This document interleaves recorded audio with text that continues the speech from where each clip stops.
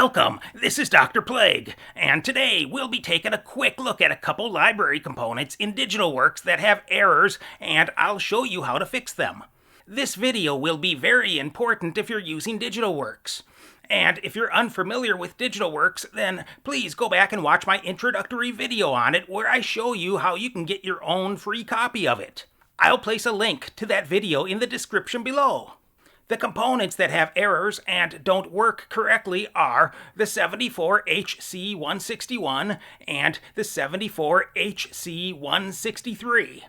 These are both presettable synchronous 4-bit binary counters, with the only difference being the 161 has asynchronous reset, while the 163 has synchronous reset.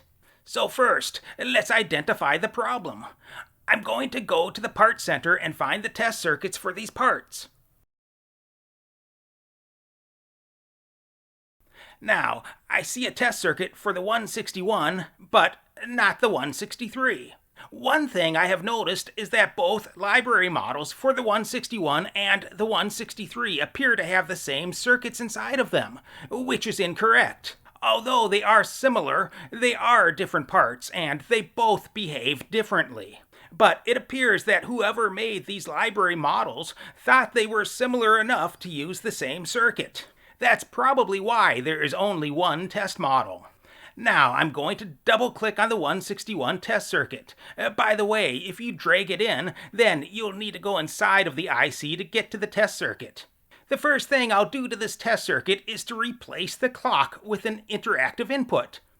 Then I'll copy some annotation and rename it as a clock input.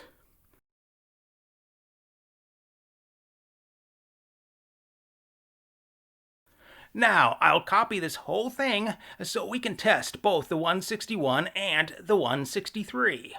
I'm going to find and drag in a 163 from the parts center. Then I'm going to replace the bottom 161 with the 163 and rewire it back up.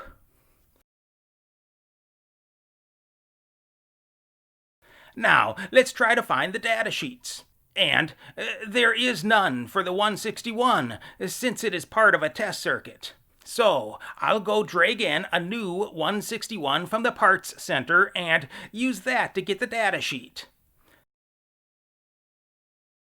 Then I'll open the datasheet for the 163 and delete the extra 161. Now I'll get ready to run the simulation by increasing the clock speed, selecting the object interaction hand, and clicking on Run. Let's find the function tables in the datasheets for both parts. To get these ICs to count, we need to make sure the master reset, count enable input, count enable carry input, and the parallel enable input are all high. Then we just need a low to high clock pulse to increase the counter output. So let's test this out. All the inputs are already set correctly, so we just need to pulse the clock input. Now these LEDs count in binary. Notice this is the same for both the 161 and 163. The 161 counts just fine, and so does the 163, so this isn't a problem. Now let's look at how we can load a value.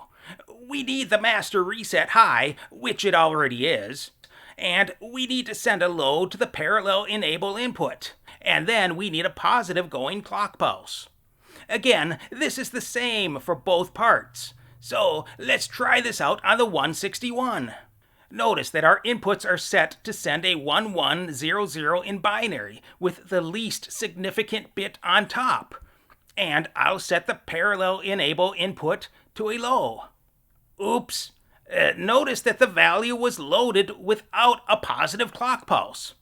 This is one of the errors in this part. Now let's try the 163. And same problem. Wow! No good! Okay, let's try the reset. And notice that for the 161, we just need to send a low to the master reset with no clock pulse. But we also need a clock pulse for the 163. So if we try the 161, the reset works. But for the 163, it's a fail. The 163 performed a reset with no positive clock pulse. So that demonstrates what the problem is, and now I'll show you how to correct these issues. The first thing that I am going to do to fix this problem, and this is actually optional, is to change the name of the files. I'm going to do this so that I know these library models have been corrected, and I suggest you also do this if you plan on following along with my future videos. That way, if you notice we're using different names, then you'll know that you've missed correcting a part. That'll indicate that you need to find my video that shows the correction. Now, I'm going to find the files that need to be renamed, and they're in the Parts Center folder under Integrated Circuits. I'm just going to rename the HC to HCT and add DP to the beginning, which stands for Dr. Plague.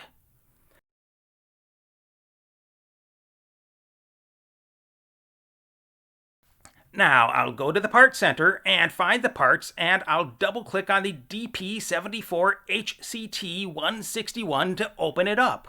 For this, you do not want to drag it in, but rather double click it to open it.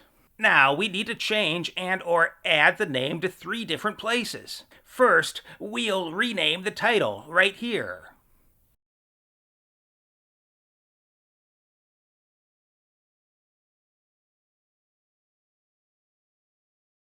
Then I'll go to the name of the macro under Options in the Tools menu and add the new name to it. Now I'll right-click on one of the tags to open the template editor. I'll right-click on the IC text to edit the annotation and change the name. I need to highlight it to help see what I am doing.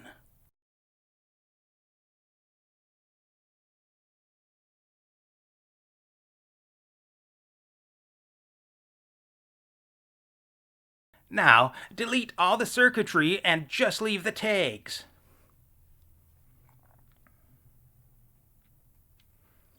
If you look in the data sheets, you'll find the new circuits that we are going to add in.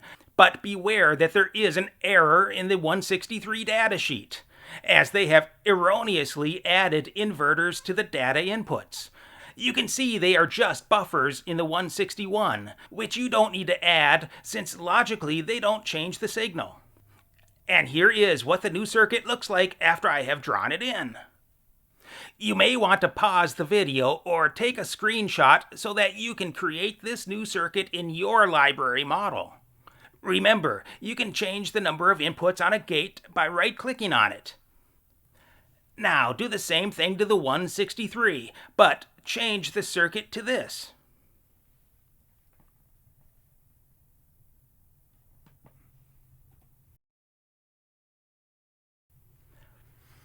Let's test out these edited library components. Notice that I've changed out the ICs for the new DP74HCTs. The counting works fine on the 161 and the 163. Next, let's test the parallel loading on the 161. And notice that nothing happens when the clock doesn't change, when it is either low or high. But when the clock transitions from low to high, the value is loaded. Perfect. Let's try the 163.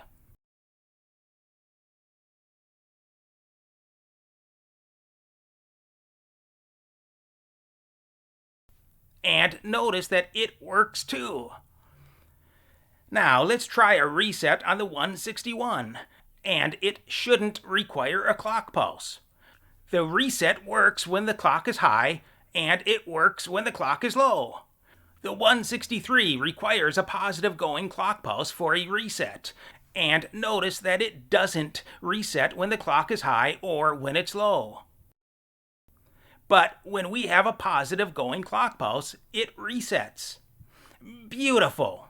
Now, the only thing left to do is to copy these newly edited library files and paste them in the Philips folder under Master IC Set and delete the old files. You can also replace the files in the Internet Download folder. You see, these ICs are in more than one folder, and this way you won't have bad IC files lurking around. This video has demonstrated that just because there is a library model of a particular part doesn't mean you should trust it works correctly without testing it out first. So that's it for today. Please update your library files if you want to follow along in future videos. Thank you, and I'll see you next time, right here on Dr. Play.